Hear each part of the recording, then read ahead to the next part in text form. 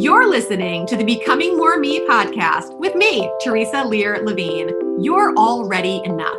But if you're anything like me, you thrive when you're stretching and developing yourself, creating more of the person you feel called to be. This podcast is here to inspire and support you. Let's release the negative, reinforce the positive, and elevate our vibe together as we tap into our limitless potential to transform and grow. Hello, everyone, and thanks for tuning in today. My guest today is Kute Blackson. Kute's an inspirational speaker and transformational teacher, and he's the author of the national bestselling book, You.Are.The.One and The Magic of Surrender. He's a next generation leader in the field of personal development and has been featured on Larry King Now, Fox and Friends, Dr. Drew, and Inc. magazine even calls him the mindfulness guru billionaires go to for advice. I love the parallels between Kute's work and my own, as well as the fresh, bold look at spiritual awareness that he offers. And I hope to highlight that today too, because I know that those are the kinds of transformational teachings that really activate mind, body, and soul and help us to manifest the life we were born to live and the feelings we desire most. Kute recently received the 2019 Walden Award in the New Thought Wisdom category that Unity organization honors once a year to recognize socially conscious leaders who are making the world a better place. One of the previous year's winners in the same category was Oprah Winfrey. Kute's mission is simple, but so very important. He's here to awaken and inspire people across the planet to access inner freedom, live authentically, and fulfill their true life's purpose. Welcome. I'm so glad that you're here today, and thank you for coming to share with us. Thanks for having me. Yeah, I'm just grateful for the time that we're about to spend together. I was hoping that maybe we could open things up with you sharing a little bit about your background, where you were born, your multicultural upbringing, your lineage, and how those things are unique to you and have laid the foundation for your approach to breaking down barriers and unlocking an individual's true gifts and greatness. Sure. Yeah, I was born in Ghana, West Africa. My father's from Ghana. My mother's Japanese. I grew up in London. I live in the US. So I feel like a citizen of the world, honestly, from everywhere and nowhere simultaneously. As a young boy, I always felt I was a very empathetic kid. So I would feel people suffering very deeply. And I think there was a part of me that wanted to alleviate suffering in some way. I just didn't know what that would look like. But that began a journey for me and a quest for me. I think for me, people would say that I had a bit of an unusual background, but honestly, it felt very normal, very ordinary, because it's all I knew until I started to realize maybe other people, other friends don't experience some of the things I experience. And so, for instance, one of my first memories as a young boy was seeing a crippled woman crawling on the floor. She picks up the sand that this man walks on, wipes it on her face, and stands up. A miracle. Week after week, I grew up seeing blind people see and deaf people hear, and people stand up out of wheelchairs. The same man whose sand she picked up would look at a woman in a wheelchair and say, "Why are you in this wheelchair? You're not sick, stand up." Or he'd look at someone with crutches who hadn't walked in a few years and say, "Hey, throw your crutches away, like have faith." Or he'd look at someone who had trouble seeing, and he would put his hands on their eyes, and eyesight would be restored. I mean, the type of stuff that you would really question if you saw it on TV, but I was around it firsthand. I was around it every day, and it was just kind of normal. This man was my father. He built 300 churches in Ghana, West Africa, built a huge church in London. And he was an interesting character, and I think really laid the foundation for my life. He was a very spiritual man. He was a very mystical man. I think he went to India in the 60s, so became very metaphysical, had a kind of enlightenment experience. And so I was blessed to grow up in a very spiritual background. My mother was Buddhist. And she was meditating, and so my foundation was very eclectic. And so I started to speak in my father's churches when I was age 8. That's when my speaking career began. When I was 14, I was ordained in my father's ministry, and I was given the mandate to take over my father's spiritual organization. And truth be told, I knew that that was not my path. I knew that this was not my destiny. But at 14, I think I was too afraid to speak my truth My fear was if I dare to speak my truth, I'm going to be alone. If I dare to speak my truth, I'm going to be I will lose my father's love. And I think, like Mm. many of us, we allow fear to hijack our voice and our self-expression and sharing our gifts with the world. And I said nothing for 4 years. And that took me into a 4 year process of internal conflict and questioning and turmoil. And it took me till I was 18 to muster up the courage, I would say, to reclaim my life. And I looked into I felt this calling at that age too, to to come to America. It was like my soul was calling me to come to America. I would sneak into my father's office, and in his office there was a bookshelf of literally 1,000 books of spirituality, Western mystics, Eastern mystics, Krishnamurti to Osho to Yeah. Blavatsky to Louise Hay, Marianne Williamson, Deepak Chopra. And so as a young kid, I began devouring these books, and all of the modern day teachers lived in California.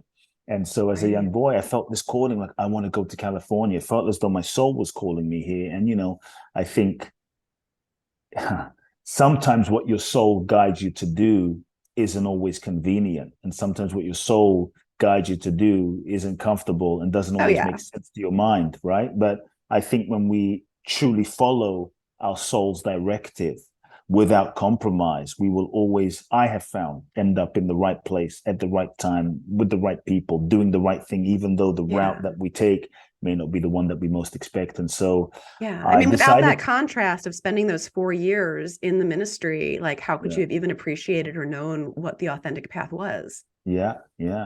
I was living someone else's life, and I was following Yeah. the path that was expected of me. And so I decided to listen to my soul.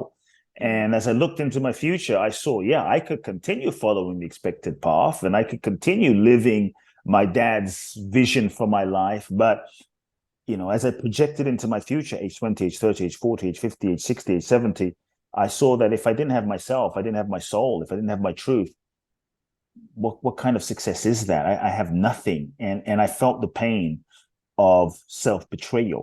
And Mhm.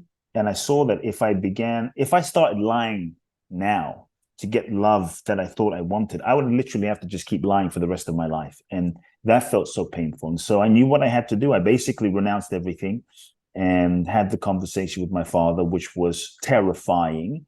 I was terrified before the conversation, during the conversation, after the conversation, still doubting myself. But I knew it felt like something was bigger than me. And I told him. And we didn't speak for 2 years. And that was deeply challenging and had a huge impact on my life. But I felt I was on the right path. And so, long story short, I ended up winning a green card in the green card lottery. And that's what brought me to the US with $800 in my pocket, knew no one in the country, 2 suitcases, showed up with a vision and a Yeah. dream in Los Angeles, and went and found many of the teachers, the authors, the mentors that I had read about, studied with some of them, went to their seminars, and then a few years later, I started traveling and saved up some money and went to walk the Camino in northern Spain, 900 kilometers, went to Israel, studied with a few rabbis, ended up in India. And that really cracked Right. me I open knew that to, of your story, and that had to have been a big aha, like full circle moment for you, since that was something that your dad did that, yeah, that you yeah. respected and Well, what was funny had a was I lot of didn't interest know in. my dad did it until I went there. And then when I went there, when I came back, I told him, hey, I went to India. And he's like, wow, you did? I went to India. And that's when Oh I my started goodness. that's when our relationship also began healing. And we started talking a bit. And I realized, shit, I've been living this circle without knowing.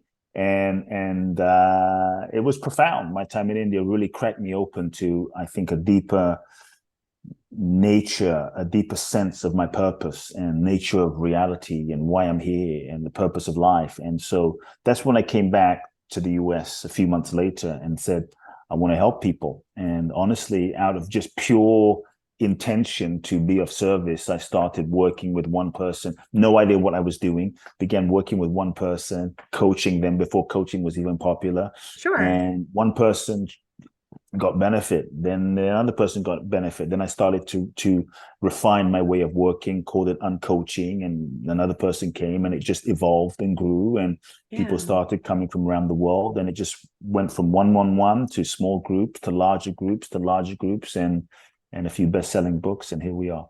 Yeah. Well, I know it couldn't have been easy for you coming over, and you came to LA, right? That part of Came to California? Los Angeles, yeah. I landed in Yeah. Venice Beach, knew nobody. Okay.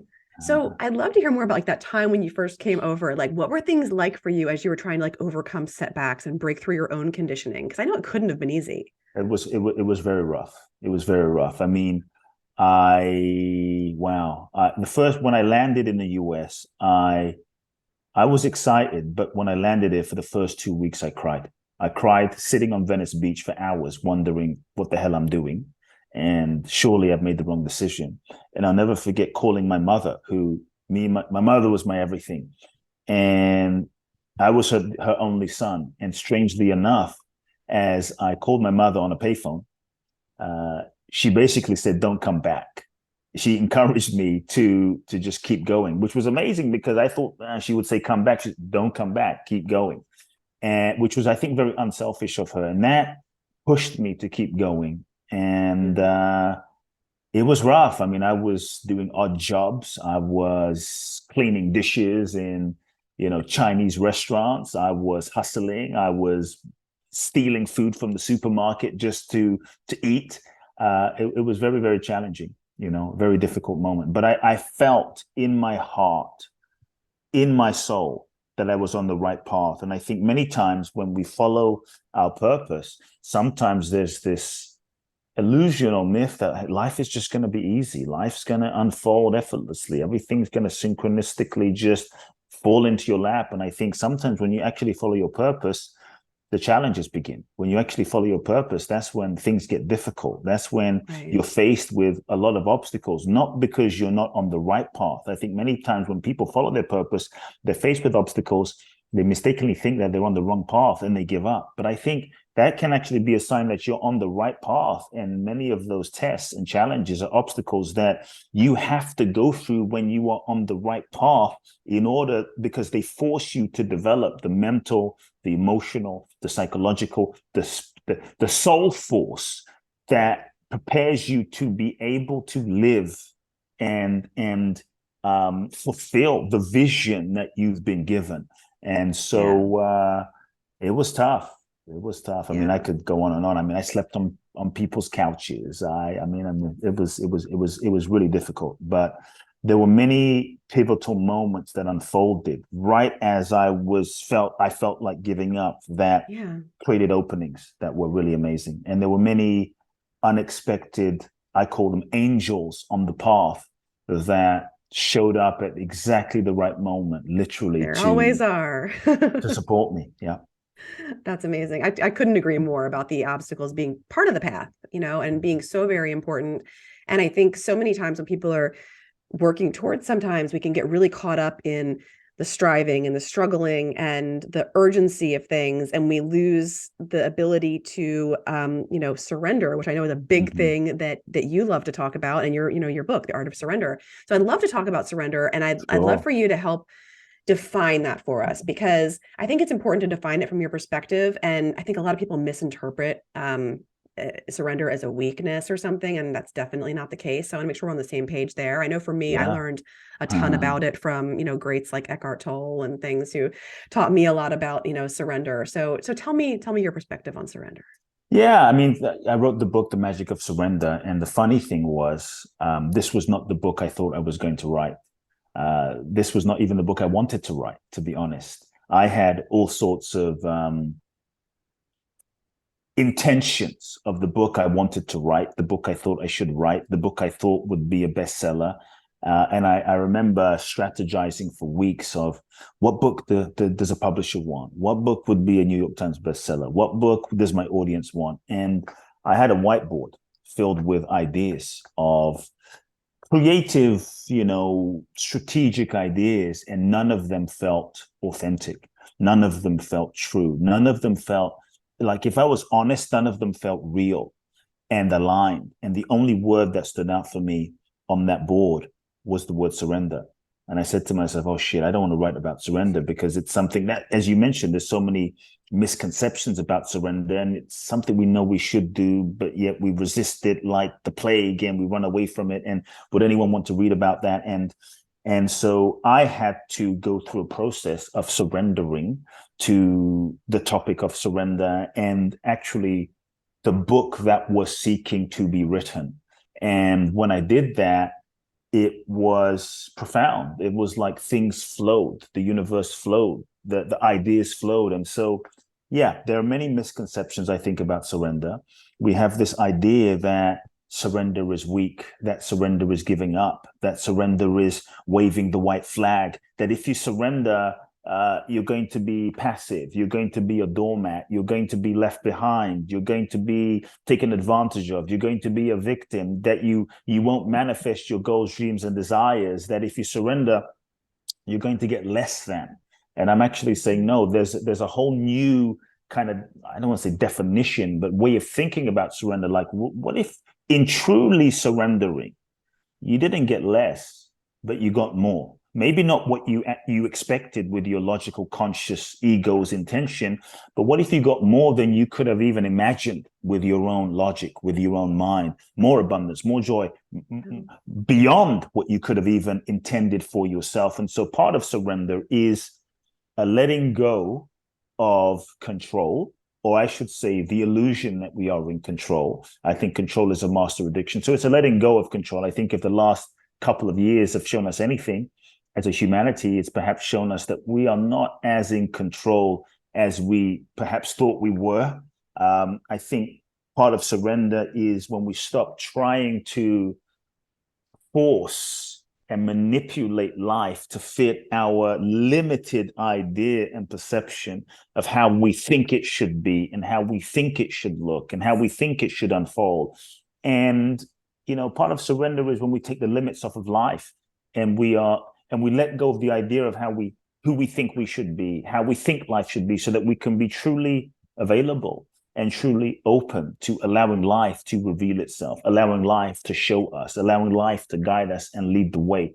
And so I think surrender, to me, it's the most powerful thing that we can do. I really believe that. I believe surrender is the most powerful thing we can do.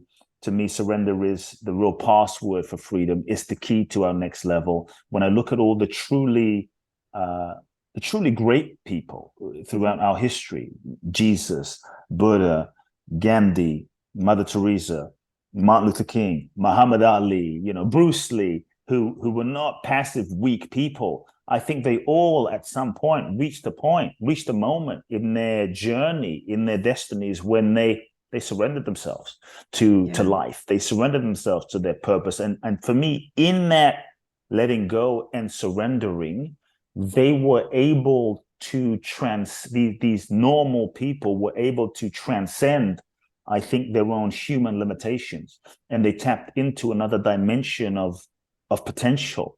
And that's when life, I think, began to use them, and life began to create through them, and life began to manifest through them, perhaps in ways that they could not have even imagined. And so I think surrender is a new paradigm. It's a new way. I mean, I could share more, but I'll leave it there.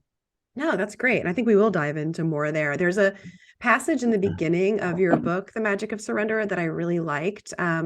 It says, when you're kind of asking some questions at the beginning, it says, what if there was one belief that could enhance every experience of your life? One idea that could help you move through the stresses of life so you could face the days fully with an open heart. One concept that could help you dream bigger and truly step into more of your greatness than you ever could have imagined. One principle that would allow you to enjoy your kids more, love your spouse fully, and savor the everyday moments. And what if this was something you thought you needed to avoid at all costs? I loved that. Surrender. Yeah. So, I mean, I know your goal is to help show a different and transformative way for people to live their lives. So my question is, do you believe that there is one belief, idea, concept, or principle and is it the same for everyone, or is it different depending on the individual? I mean, I think that surrender is that. I think surrender is to thing. me, I think it's whether you're Buddhist, Christian, black, white, green, gay, straight, tall, short, doesn't, man, woman, as human beings, to me, the game that is going on is we're here to surrender ourselves to life, to the divine, to our true selves, you know. And I think life is a process of surrender. You can surrender now, or you can surrender tomorrow, or you can surrender when you're dead, or if there is such a thing as next life, you surrender yourself 15 lifetimes from now. But at the Yeah. end of the day, we will all have to surrender. And so I think it's not even about if you will surrender or not. It's just about how you will participate in the process of surrender that is happening. Because as human beings, we are all in the process of being surrendered. We are Yeah. born, we start aging, hair changes, physical body changes, you know, we got to surrender. It's happening. It's the process of life. And so I think surrender is also hardwired into our physiology in some way. And Yeah. every moment, life is reminding us, whether you're conscious or not, that the nature of things is surrender. We breathe in Right. and we breathe out. We breathe in and we breathe out. It's like surrender every breath, surrender every breath. And I think life reminds us every moment. And so, yeah, I think that, so I really believe that surrender is it's the most powerful thing that we can do as human beings, to truly tap into grace, to truly heal, to truly transform, to truly manifest beyond what we can even imagine. And yet most people are avoiding it like the plague. And Yeah, why do we you think that resist. it's so hard for Yeah, people? I'll try to break it down. Um, Look, on one level, surrender, I will acknowledge, feels hard. And I will acknowledge it seems hard. I'm not going to say is hard, but it does seem hard. And the reason I phrase it that way is because I believe that surrender is the most natural thing for us as human beings. I think that surrender is our true nature. It's what is most natural for us as human beings. We've just become conditioned out of it. And so right now, for those listening, I'm making a fist and I'm holding a pen. I'm holding this pen very tightly. And the more I tighten this pen, the more I tighten my fist, the more I make this fist, the more I grip around the pen, and the more tight my fist becomes, the more normal it feels to have this posture. And so we've become so conditioned to hold so tightly to ourselves as a way of being that it starts feeling normal. But if we say surrender, okay, let go. The truth is, that's the easiest thing. It's just we've been conditioned to hold tightly to this pen, and that's what feels normal. And so surrendering, letting go, which is the easiest thing, starts feeling odd and strange. And so if you look at a child, let's break it down this way. If you look at a child when they're born free. To me, a baby, when they're born, when we're all born, we are born in a state of surrender. We're just pure beingness, you know, pure light, pure essence, pure flow. We cry when we feel like crying. We laugh and giggle when we feel like giggling. We poop when we feel like pooping. We jump on the table and we sing when we don't care if we don't sound like Bruno Mars, or we don't have that self-consciousness. We're just in touch with the essence, the energy that is flowing. We do what feels And good. we do what feels in the moment that's flowing. We're in touch with life. We're one with life. And so what the hell happens? So we incarnate into this human experience, and yeah, we meet our parents, and bless their souls. Our parents, I think they're just doing the best that they know how to do based on their parents and their grandparents and generations. So we're born into a preset pattern of conditioned belief systems. And maybe dad was crazy. Maybe mom is an alcoholic. Maybe they're fighting all the time and there's a lot of emotional instability, dysfunction, trauma, pain, abuse. Maybe our parents are amazing people, but they just didn't have the emotional intelligence and know how to meet our emotional needs, which is also very painful. So two things happen. The first things that happen is we learn all sorts of strategies to shut down, disconnect, and not feel. Shut down, disconnect, not feel, because when dad and mom are screaming, it's too intense, it's too sensitive, it's too painful. Or when emotional needs aren't met, I feel so helpless that it feels so scary that let me just shut down, disconnect, not feel. So we learn to suppress. We learn to erect all sorts of walls around our sensitivity and feeling capacity as a way of functioning and surviving, which becomes a form of control. And we hold on to this way of controlling our reality as a survival mechanism that works for us when we were 5, works for us when we were 10, works for us when we're 15, but maybe by the time we're 25, 35, 45, 55, doesn't work as well for us to thrive and be authentic and have a voice and be alive and truly be fully expressed. But it worked for us. And so we learn a strategy in a way of controlling as a way of functioning and surviving. And then most of which is unconscious. And then we learn a way of a sense of like, who do I need to be in order to fit in, to be normal, ultimately to get love, validation, and approval from mom and dad. For me, as a preacher's kid, as a healer's kid, as a holy man's kid, I thought I needed to be the perfect son and, take care of everyone. And so we all start developing, we start contorting ourselves into a shape, and we start developing a role, a mask, a persona, an identity, a way of being that we hold onto very tightly in order to get love, validation, and approval. And over time, that gets reinforced by those around us. And we think that the pattern and the version of ourselves that we've been conditioned into, we actually end up thinking that that is who we are. And this is where we often say, oh, this is just me. This is just who I am. I'm just this way. I'm just shy. I'm just independent. I'm just fill in the blank. And we never really question. And so the more we hold on to this version of ourselves, conditioned version of ourselves that we've become, the less free we are. And that holding on is a sense of identification, and that identification is ego. And so we've been conditioned to believe we are this version. We've been conditioned to believe we are the ego, this ego. And the degree to which we believe ourselves to be that is the degree to which we're not free. But also the job of the ego, what we believe ourselves to be, the job of the ego is to reinforce its existence. And the job of the ego is to, well-intentioned, to protect us, to ensure that we don't feel the pain and we don't get hurt again, which becomes another way of control. So when you say the word, when I say the word, when someone says the word, just surrender for our ego, our perceived sense of self, that is so freaking terrifying because we've learned a way of resisting and controlling. And if I can figure everything out and analyze everything, then maybe I won't get hurt. So if I can control everything, maybe I won't get hurt and feel helpless again. So now you say surrender, it's like, that sounds terrifying. Surrender for our ego, perceived sense of self, feels like a death. And so resistance and control is the natural byproduct of survival. It's the natural way of being in response to surrender.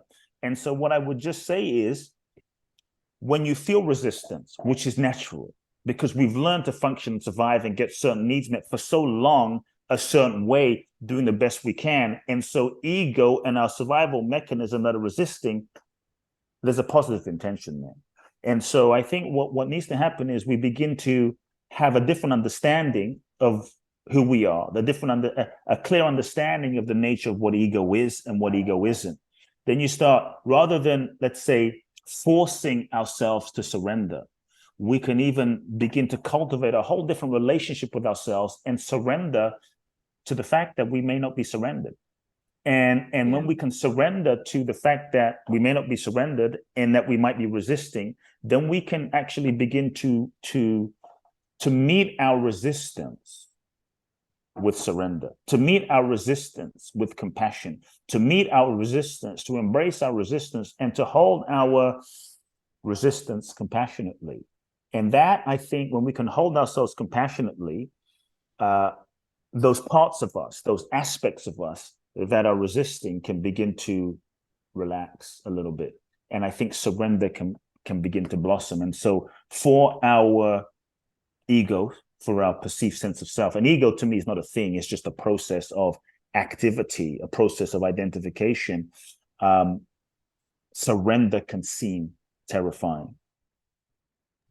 Yeah, absolutely. And it's so important to have those actionable steps and things to do so that we can, get out of that self-sabotage and Yeah. the self-protection and into that more like loving surrender so that we can be more of who we want to be here. Yeah. So, we're taught and we're trained and we're programmed and we're conditioned, Conditioned. and there's all these things that are happening in our lives that are keeping us separate from who we really are and from all of our amazing potential. How do you recommend getting back to your true, authentic, happy, free, unprogrammed self?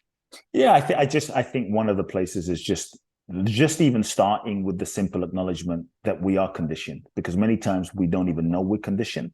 And if we're not even aware that we're conditioned, there's not much we can do, because we actually believe that what we are or what we think we are is who we really are.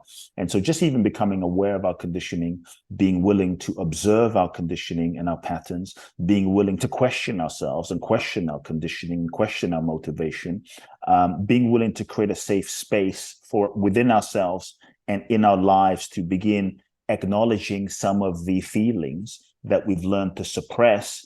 And as a result, the disconnection from those feelings keeps that conditioning stuck and frozen in a certain pattern and place. But if we're willing to begin acknowledging some of the feelings that we've suppressed, that then those feelings can begin to dissolve, and that conditioning can also begin to unravel, and we can begin to heal. One of the places that, and this is a simple thing too, I think one of the things that keeps us stuck, because for me, the ego, its job is to reinforce its existence, protect us from getting hurt. But the ego, based on that, doesn't want to change, because change is scary, because change feels like a death, because change feels like a threat. Change feels like, whoa, if I change and I let go, then maybe I won't be safe again. And so the ego tends to want everything and everyone else to change, but it doesn't want to change. It wants everyone to change, but it doesn't want to change. And so I think one of the things that keeps us stuck in our conditioned egoic patterns are the lies that we tell ourselves. And so I think one place that people can just start on a basic, on a practical level is just beginning to acknowledge the lies that we're telling ourselves. We stay in relationships that we know are not aligned. We work jobs that we know are not aligned. We say yes when we mean no. We betray ourselves. And so just beginning to say, okay, what lies am I telling myself? Just starting a self inventory. What lies am I telling myself? What am I pretending to not know? Sometimes we're afraid to tell ourselves the truth. To me, there is no truth. There is no transformation without truth. And we're sometimes afraid to tell ourselves the truth because we're afraid of the consequence of what will happen in my life if I actually acknowledge the truth, when I've been a certain way my entire life to get love, validation, approval, and to survive and avoid pain. And so we're a sad generation with happy pictures. Right. I think if we can take the pressure off of ourselves from even having to take action, because one of the fears is, oh, if I tell the truth, what will the consequence be? If I tell my father the truth, then what will happen? So let me not tell the truth. So if we can just take the pressure off of ourselves from having to take action and just acknowledge the truth. And it might sound like, I'm not in love anymore. I haven't been in love for 4 years. You don't have to break up. You don't have to leave. You don't even have to have a conversation. But just start by acknowledging the truth, because that begins to melt something. That begins a process inside. It might sound like, I hate my job. You don't have to leave. You don't have to quit your job, but just acknowledge, I hate my job. And let that begin a gentle process inside, the acknowledgement. It starts stirring something inside. And so I think even just beginning there with what lies am I telling myself, and just getting honest. I think if we want to be free, we have to want the truth more than we want what we have. And we have to want to be free more than we want what we think we want. And so we also, I think, have to be willing to acknowledge the truth, but also acknowledge the pain of that is the effect or the cost of not being honest with ourselves. When we lie to ourselves, most of which is unconscious, but when we lie to ourselves, it's painful. Mm-hmm. When we lie to ourselves, consciously or unconsciously, it's meant to be painful. Yeah. The pain to me is a signal, is feedback that we are not in touch with a deeper truth, that we're not in alignment with something. And so I think we can learn to use the pain as feedback, the pain as a blessing, the pain as a friend, the pain as a messenger, to use the pain as an opportunity to check ourselves, to course correct. The challenge is, I think, what we tend to do as humans is, and we've all been guilty of it, is we distract ourselves. We feel pain, we drink it away, drug it away, sex it away, smoke it away, shop it away, social media it away, whatever we need to do so we don't feel the pain, Buffer. which just keeps us going, as a buffer, which keeps us going in a stuck direction. And so if we're willing to just sit with the pain, to feel the pain, to embrace the pain, and use the pain to self-reflect and go deep and say, what am I not being honest about? Yeah. And I think that can begin a How do you profound recommend process. sitting with pain? I have my own answers for this. This is one of these questions that always comes up in my practice, and something that I'm always looking for other ways to explain to people. Like if you had somebody that was coming with you with a difficult emotion and you're telling them to sit with it, what actionable way do you help them do that? Well, first, let's just keep it even real basic. I would just say stop distracting yourself and just sit. I mean, it just starts there, because many times we keep ourselves so busy, running around like busy. Oh, my schedule is so full. I got to go here, got to do this, got to go that, got to run here, go that, have this meeting, that meeting. And we actually just don't sit with ourselves.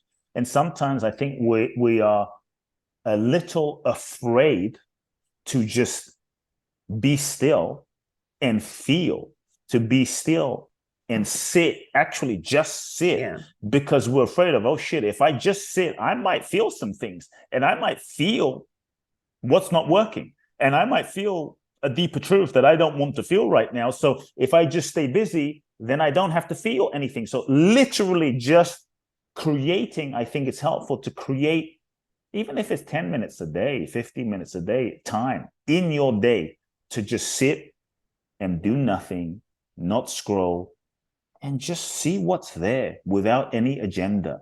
And notice as you sit, what's going on in your body? What do you sense in your body? What do you feel in your body? Because often when we align to ourselves, that pain might manifest as obviously an emotional pain, depression, lack of energy, lack of inspiration, right? But it might manifest as a physical ailment. Right. And many times we're not even in touch with that because we're going so fast, running on adrenaline. So I think if we just sit, you might start feeling like, wow, I got this constant thing in my back, or I have this constant thing in my chest, or my heart's constantly beating. And so I think the body can also speak to us in many ways. Absolutely. So just sitting and being and creating, carving that space so that we can start listening to what we sense and feel inside, but also just start tuning into the body. Yeah. What are the main ways that you're working with people these days? What do you mean?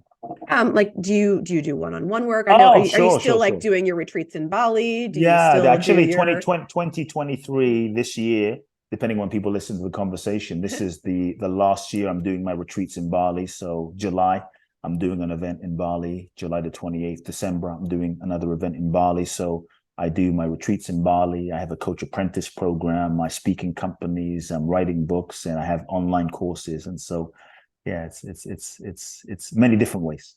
That's awesome. And then you also have like one-on-one trips that you take with people to India, I right? don't really do the one-on-ones anymore. No? Okay. Those sounded really interesting. But yeah, I don't. But that must have been a do trip of a lifetime for the people that got to experience that with you. For sure. That is awesome. Thank you so much for everything that you've come and shared with us today. I really, really enjoyed speaking with you. Where is the best place for people to find out more about what you're doing and what you're up to? Sure. Yeah. People can obviously get the Magic of Surrender book. Yeah. That's available on Amazon on paperback. Check it out there. People can go to my website, kuteblackson.com, KUTEBLACKSON, kuteblackson.com. They can find out all of my offerings on the main website.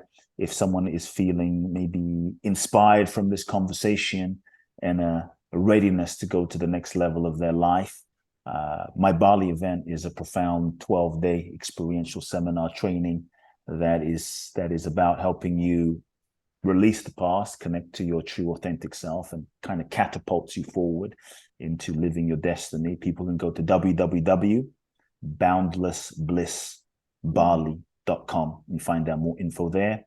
Instagram, Kute Blackson, Facebook, Kute Blackson, and my podcast, Soul Talk. Awesome. What are some of your favorite things about Bali? I haven't been. It's on my bucket list. Give me like the travel tips. Wow, the reason when I went to Bali, I was called to Bali. It was a calling, and I had a ticket to somewhere else, and I was guided to cancel it. And Bali called me, and I actually tried to book a trip to Israel. I tried to book a trip to Ibiza. My credit card wouldn't go through, and I just literally giving up. I said to the travel agent at the time, this was in 2009 or 10, just see if you can book me to Bali. And he said, your credit card went through after 5 times of not trying. So I ended up in Bali without any intention or agenda. And I just literally went with the flow. And what I loved about Bali, I was guided to some very sacred, secret spots in Bali that were very much off the beaten path. And what I loved about Bali is a couple of things. Bali is like a profound feminine frequency that India, I used to do these one-on-one journeys to India that you mentioned. India is like a feminine frequency, but she is like the goddess Kali.